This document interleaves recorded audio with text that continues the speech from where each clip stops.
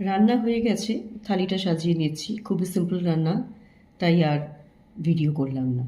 প্রথমেই নিয়ে নিয়েছি গরম ভাত, তারপর নিয়ে নেব 4 টুকরো শসা, 2 টুকরো পেঁয়াজ, যেটা ছাড়া আমার খাওয়া হয় না, 1 টুকরো লেবু এবং 2টো কাঁচা লঙ্কা।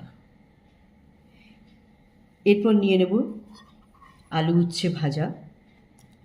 তেঁতোটা আমি খাই, আমি বলেছি তেঁতোটা আমার খাবারে থাকে। 1 বাটি ঘন মসুর ডাল আর 1 বাটি ঝিঙে আলু পোস্ত। 1 গ্লাস জল নিয়ে নিলাম। থালি রেডি। কেমন লাগলো থালিটা? যদি আমার ভিডিও ভালো লেগে থাকে, থালিটা ভালো লেগে থাকে, তাহলে ভিডিওটাতে একটা লাইক দিয়ে চ্যানেলটাকে সাবস্ক্রাইব করে দিও। Thank you for watching.